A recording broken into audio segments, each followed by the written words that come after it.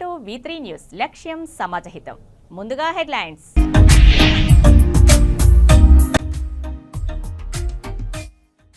గురుకులాలకు సొంత భవనాలు ఏర్పాటు చేయాలి. విద్యారంగ సమస్యలు పరిష్కరించకపోతే అసెంబ్లీని ముట్టడిస్తాం.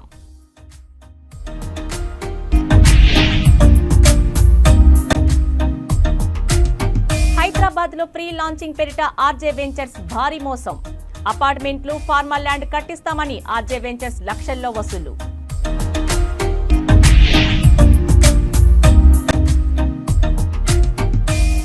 అనంతపురం జిల్లాలో చోటు చేసుకున్న తీవ్ర విషాదం. అప్పుల బాధ భరించలేక చిన్నారితో సహా కుటుంబం ఆత్మహత్య.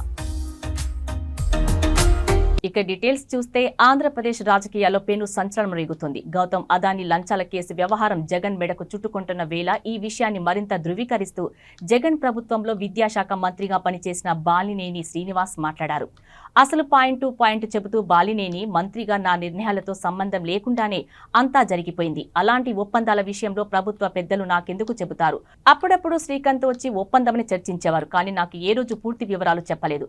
అసలు ఆ శాఖ మంత్రిగా ఉన్న నేను ఎక్కడ ఒక్క సంతకం కూడా చేయలేదు. రేపు కేబినెట్ భేటీ ఉంది అనగా అర్ధరాత్రి ఫోన్ చేసి సంతకాలు చేయమన్నారు. కానీ పూర్తి వివరాలు తెలియకుండా సంతకాలు ఎలా పెడతామంటూ నా PS అలర్ట్ చేయడంతో ఏదో మతలబు ఉందని గ్రహించి ఆగిపోయాను. తర్వాత నా సంతకం లేని ఫైల్నే కేబినెట్ ముందు పెట్టి ఆమోదించారు. ఇదంతా పెద్ద మంత్రి కనుసన్నల్లోనే నడిచిందని అన్నారు. అంత పెద్ద ఒప్పందం కదా, కనీసం చర్చించకుండా సంతకం చేయమంటున్నారంటే దాంట్లో ఏదో మతలబు ఉందని గ్రహించానని బాలినేని అన్నారు. ఒకవేళ వారి మాటలు విని సంతకం పెడితే ఇప్పుడు నా పరిస్థితి ఏంటో అని అప్పట్లో విద్యాశాఖ మంత్రిగా పనిచేసిన బాలినేని అన్నారు. ఇప్పుడు ఆంధ్రప్రదేశ్ వ్యాప్తంగా ప్రకంపనలు కొనసాగుతున్న సెకీ ఒప్పందం, అదానీ లంచాల వ్యవహారంలో ఇప్పుడు బాలినేని వ్యాఖ్యలు మరింత ప్రాధాన్యత సంతరించుకున్నాయి. స్వయంగా ఆ శాఖ మంత్రి ఈ విషయాన్ని వెల్లడించడంతో ఇక తదుపరి ఏం జరుగుతుందా అన్న ఉత్కంఠ సాగుతోంది.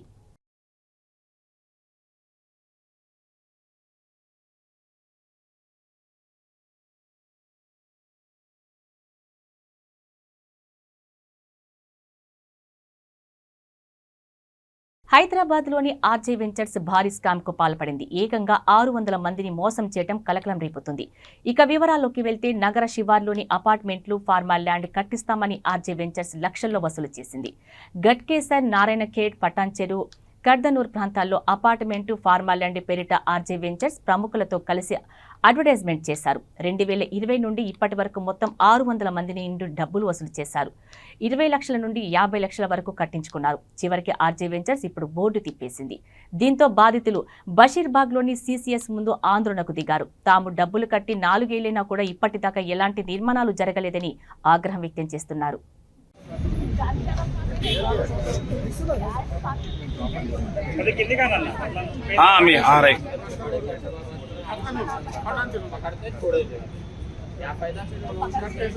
సార్ ఇవన్నీ ఆర్జే గ్రూప్, ఒకటి కద్దనూరు, గట్కేసరి, ఫామ్ ల్యాండ్స్, రిసార్ట్స్.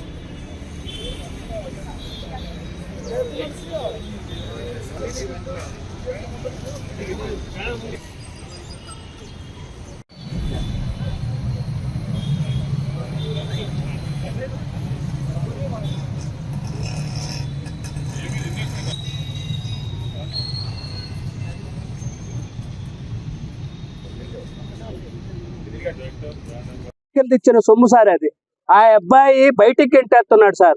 నన్ను పెట్టే బాధ అంతెంత కాదు మా కూతురు.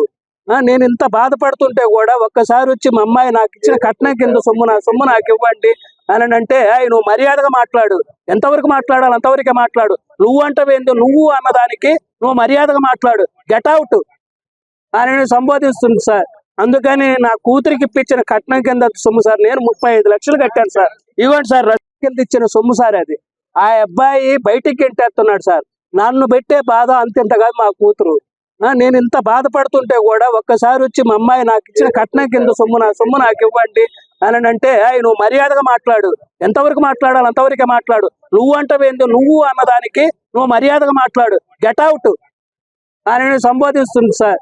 అందుకని నా కూతురికి ఇప్పించిన కట్నం కింద సొమ్ము సార్. నేను 35 లక్షలు కట్టి ఎందుకు వచ్చావు? నీకు సెటిల్ చేయను, నువ్వేం చేసుకుంటావో చేసుకో. ఇదేనండి ఇట్లా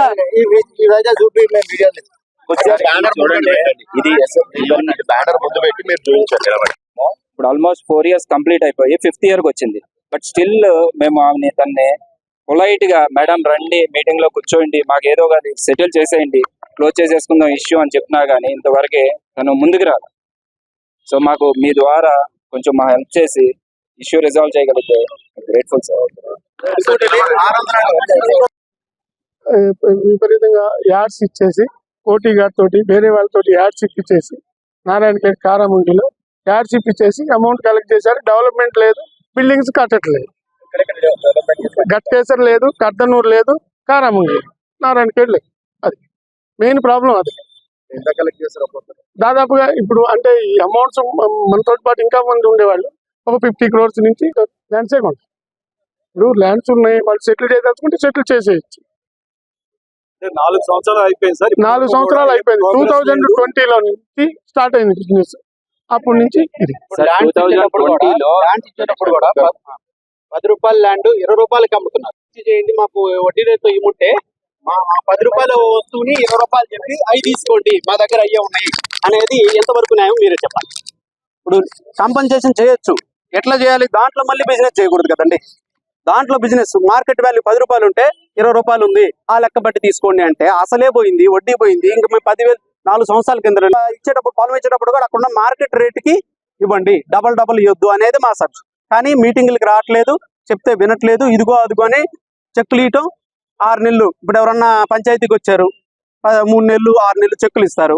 ఆ చెక్కులు ఇచ్చారంటే పెద్దవాళ్ళు ఏమంటారు, చెక్కులు తీసుకొని వెళ్ళు అంటారు. ఆ చెక్కులు పాస్ అవ్వవు, ఆ చెక్కులు ఎక్స్టెండ్ అవుతాయి. ఈ విధంగా జరిగే 4 సంవత్సరాలు అయిపోయింది. ఇక ఉన్నారు సోదారాణి గారు, తర్వాత చక్క భాస్కర్ గారు, వాళ్ళు ఉన్నారు.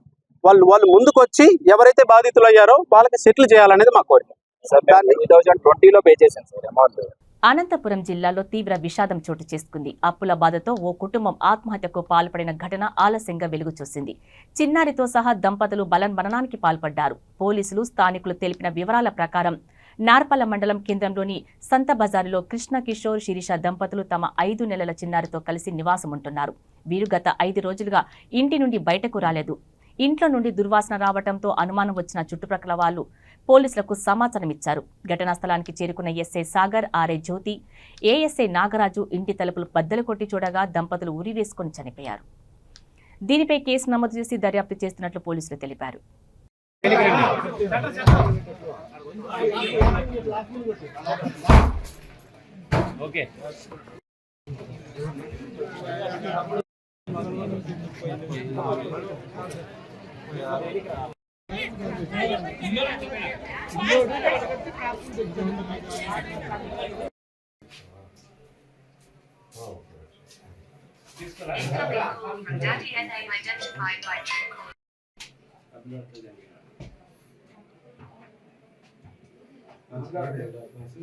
తీసుకునే వాళ్ళు జాగ్రత్త, కొంచెం కింది పక్కన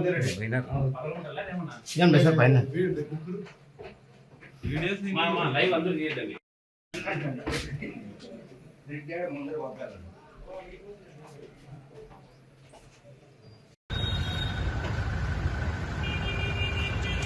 ఈరోజు మిర్యాలగూడ మున్సిపాలిటీలో మరి సమావేశానికి ఏర్పాటు చేయడం జరిగింది.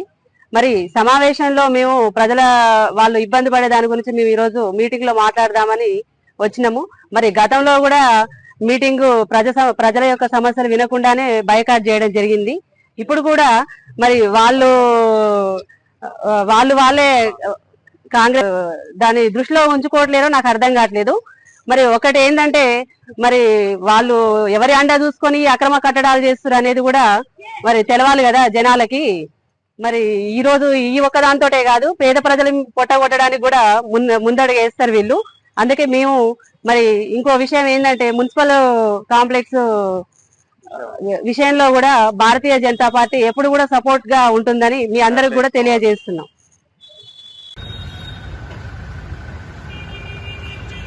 ఏర్పాటు చేయడం జరుగుతుంది.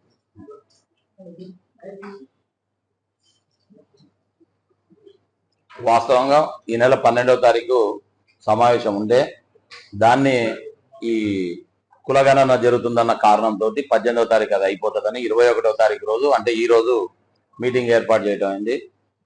గౌరవ కౌన్సిలర్లు నాతో సహా 12 మంది రావడం జరిగింది. 11 గంటలకు మీటింగ్ అంటే 11:30 వరకు చూసినాం. ఎవరు కోరం సరిపడలేకపోతారో దాన్ని మీటింగ్ వాయిదా వేయడం జరిగింది. కొద్ది మంది వచ్చినట్టుంది. మీటింగ్ వాయిదా వేసినాక వాళ్ళు వచ్చి పోయినారు. మరి మనకైతే అన్నయ్య కొడుకు కూడా ఉన్నాడు, వాడు కూడా ఒక డీడీ కట్టాడు. ఈ లోపల పాతలు కోర్టుకు పోయినారు. కోర్టుకు పోయి కోర్టు స్టే ఇచ్చింది. ఆ లీగల్ హైకోర్టులో, అది ఇక్కడ కోర్టులో కాదు కూడా చేసింది. దానికి కమిషనర్ అటెండ్ అవుతుండు, ఏం చేస్తుండో జరుగుతుంది. అది నిన్న ఇయ్యాల జరిగింది కాదు ఒకటి, అది వాస్తవం. మరి వీళ్ళు ఇన్ని రోజులు ఏం చేశారు? ఈ రోజు ఈ షాపుల డీడీలు అంటున్నారు. ఈ అధికారం ఇప్పుడు వాళ్ళ దగ్గర ఉంది. 11 నెలల నుంచి అధికారం వాళ్ళ కాడ ఉంది. ఎమ్మెల్యే గారు ఎంక్వైరీ చేయాల్సి ఉండే. ఈ 11 నెలల నుంచి ఆయన ఎమ్మెల్యే గారు అయిండు. అంతకుముందు మాతో పాటు కౌన్సిల్లో ఉన్నాడు కదా. అయాల మాట్లాడని వీళ్ళందరూ కూడా ఇలా మాట్లాడుతున్నారు అని అంటే ఏందన్న?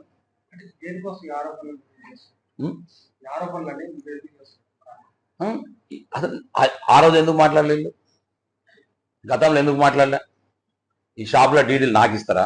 కమిషనర్ గారి పేరు మీద ఇస్తారు. అది ఎవరిని అడిగినా ఇప్పుడు ఆ 33 మందిలో మీరు ఎవరిని అడిగినా చెప్తారు. వాళ్ళు ఇప్పుడే అంటే నిన్న సాయంత్రమే నాకు వచ్చి మా కోర్టులో జడ్జిమెంట్ వచ్చింది, ఈ రోజు ఉంది, అవకాశం ఉంటే మాకు ఇప్పియండి అని చెప్పి అడిగి వచ్చింది. వాళ్ళే కోర్టుకు పోయినారు. కోర్టుకు పోతే 88 షాపులో 66 షాపులకు టెండర్ పిలవాలని ఏదో కమిషనర్ గారు చెప్తున్నారు. అది ఈరోజు అంశం కౌన్సిల్లో ఉంది. కౌన్సిల్ అది చర్చ చేస్తుంది, దాన్ని టెండర్ పిలవాల్సి వస్తుంది అనే ఉద్దేశంతో వాళ్ళు రాకుండా తప్పించుకున్నారు. అంత వాయిదా పడ్డది తెలుసుకొని మేము బహిష్కరించినామని చెప్తున్నాం. వాళ్ళు వాళ్ళందరూ కలిసి పల్నాడు జిల్లా చిలకలూరిపేటలో ప్రిన్సిపల్ జూనియర్ సివిల్ కోర్టులో బార్ అసోసియేషన్ అధ్యక్షుడు నాపా ఆదినారాయణ ఆధ్వర్యంలో విధులను బహిష్కరించిన న్యాయవాదులు. పట్టణంలోని సాంబశివనగర్లో ఉన్న ప్రిన్సిపల్ సివిల్ కోర్టులో జూనియర్ డివిజన్ నందు పనిచేస్తున్న న్యాయవాదులు బార్ అసోసియేషన్ సభ్యులు పాల్గొన్నారు. ఈ సందర్భంగా వారు మాట్లాడుతూ దేశంలో న్యాయవాదులకు రక్షణ కరువైందని, న్యాయవాదులపై నిత్యం దాడులు జరుగుతూనే ఉన్నాయని, కేంద్ర రాష్ట్ర ప్రభుత్వాలు ఈ దాడులకు పాల్పడిన దోషులను కఠినంగా శిక్షించాలని, భవిష్యత్తులో న్యాయవాదులపై ఎటువంటి దాడులు జరగకుండా కొత్త చట్టాలు తీసుకురావాలన్నారు. దేశంలో న్యాయవాదులకు రక్షణ కల్పించాలన్నారు. ఈ కార్యక్రమంలో సెక్రటరీ వీరయ్య, నక్కా రమేష్ తదితరులు పాల్గొన్నారు.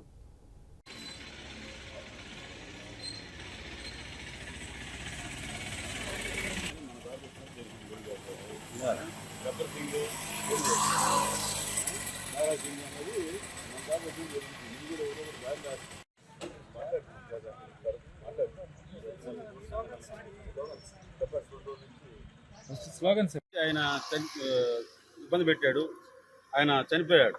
అదేవిధంగా ఇంకో చర్య, విశాఖపట్నంలో న్యాయ విద్యార్థిపై సహ విద్యార్థులు సామూహిక అత్యాచారం చేసి, అదేవిధంగా విజయవాడ బార్ అసోసియేషన్ న్యాయవాది గౌతమ్ రెడ్డి గారి ఇంట్లో ఎటువంటి అనుమతి లేకుండా ఆయన ఇంట్లోకి పోలీసులు దౌర్జన్యంగా ప్రవేశించారు.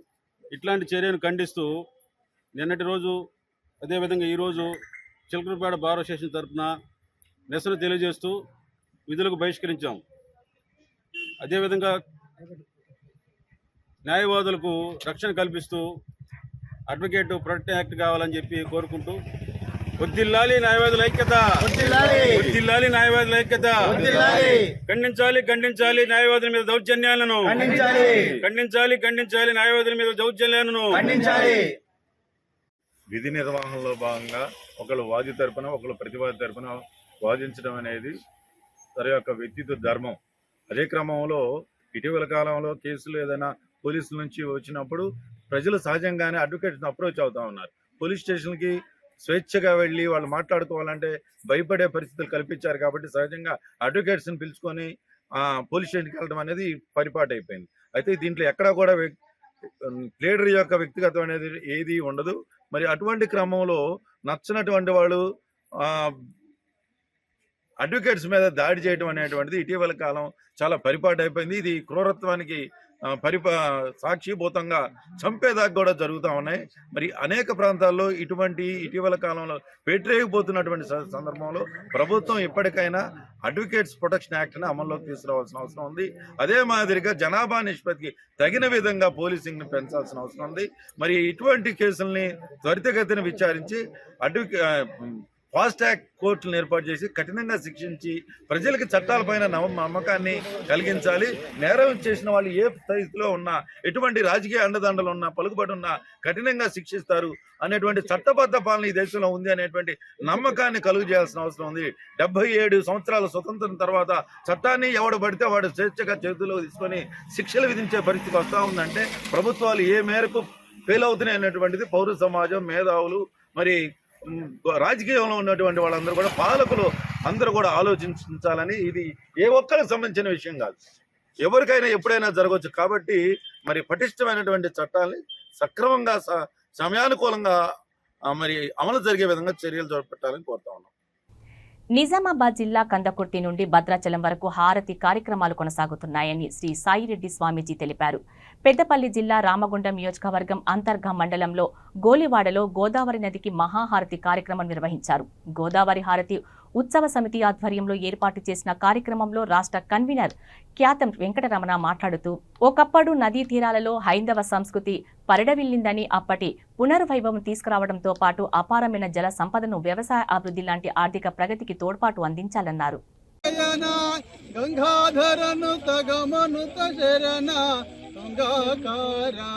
సుధీరా సంఘరహిత శూరా వికర దానవ లోక విహారీ, వికర దానవ లోక విహారీ, ఓ కారుణ్యకరీ మురారీ, మంగళ విదే రామ శ్రీరామ మౌనిత గుణధామ, దాసాంగులిపుర వాస పరేశ, దాసాంగులిపుర వాస పరేశ, దాసా నరసింహ హృదయ నివాస, ఓ సరసి జనేత్ర పవిత్ర వసుర శుభగాత్ర, శ్రీరామ మౌనిత గుణధామ, హారతి గై కొను మా శ్రీరమణ, హారతి గై కొను మా శ్రీరమణ, ఓ భారతపతి పిత ముదుచరణ భవతరణ, మల్లె ముల్లలు విరజాది చేమంతులు వన్నె గన్నేరు గులాబీ